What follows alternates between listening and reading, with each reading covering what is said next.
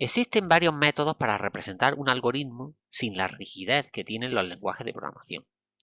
Los programadores lo usan para resolver el algoritmo sin centrarse en detalles de programación del tipo tamaño de letra o color.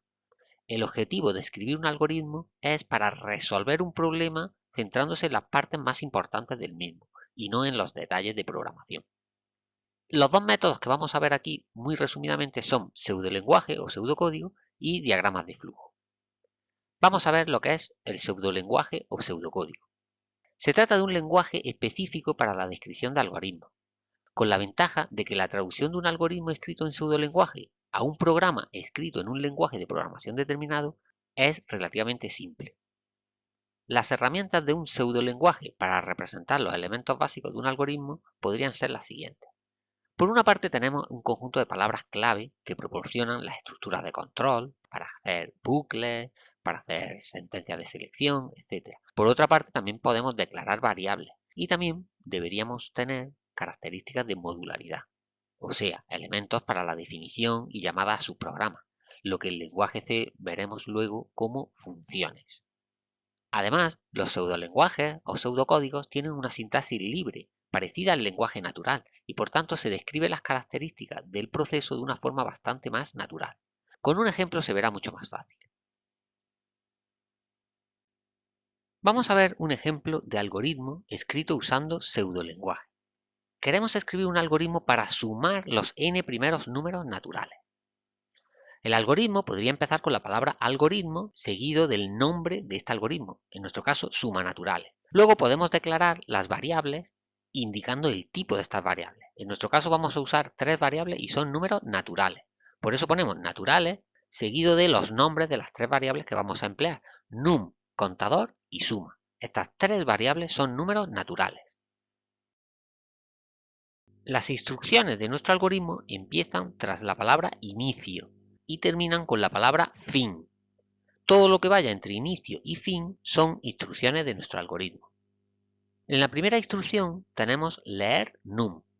Esa instrucción consiste en leer un valor y almacenarlo en la variable num. Observe que no hay que poner un punto y coma después, porque esto es un algoritmo, no es un programa, y por lo tanto la sintaxis no es estricta. Podemos poner, por supuesto, el punto y coma. Fíjese que tampoco indicamos desde dónde se lee el número. Se podría leer desde teclado, también desde un fichero. Eso no es importante en este algoritmo. Lo que queremos es leer un número, no importa desde dónde o cómo se lea. La siguiente instrucción sirve para asignar 0 a la variable suma. Usamos el operador de asignación con un igual para hacer la equivalencia con el lenguaje C, pero también podríamos haber usado una flecha hacia la izquierda, como la que vemos en este recuadro verde. Tenga en cuenta que la sintaxis no es muy estricta. En la siguiente instrucción asignamos a la variable contador el valor 1. Luego viene un bucle, el bucle hacer mientras. Este bucle consiste en hacer esas dos instrucciones mientras se cumpla la condición que hay a continuación. Es decir, hacer esas dos instrucciones mientras contador sea distinto de num más 1. Para el distinto también hemos usado la sintaxis del lenguaje C, pero podría haberse usado el distinto matemático normal y corriente, como este que vemos aquí. Lo importante, insistimos, es que el algoritmo lo entiendan las personas. Dentro del bucle hacer mientras hay dos instrucciones. En la primera instrucción a la variable suma se le asigna suma más contador. Y en la siguiente instrucción a la variable contador se le asigna contador más 1. Por tanto, contador es un contador que empieza en el valor 1 y en cada vuelta va incrementándose en una unidad. Es decir, en la siguiente vuelta valdrá 2, luego 3, 4, 5. El valor de la variable contador es el que se está acumulando en la variable suma para conseguir el objetivo, que era sumar los n primeros números naturales. Cuando el bucle termina, o sea, cuando la condición del mientras es falsa, pasamos a la siguiente instrucción, que se trata de una instrucción escribir. Y escribe la suma resultante es... Ese texto está entre comillas porque queremos escribirlo tal y como está ahí. Y en la siguiente instrucción escribe la variable suma. Suma va sin comillas porque no queremos escribir la palabra suma, sino el valor de la variable suma. Fíjese que tampoco decimos dónde escribimos. Se podría escribir en un fichero o se podría escribir en pantalla. El objetivo de este algoritmo es, como decíamos al principio, sumar los n primeros números naturales.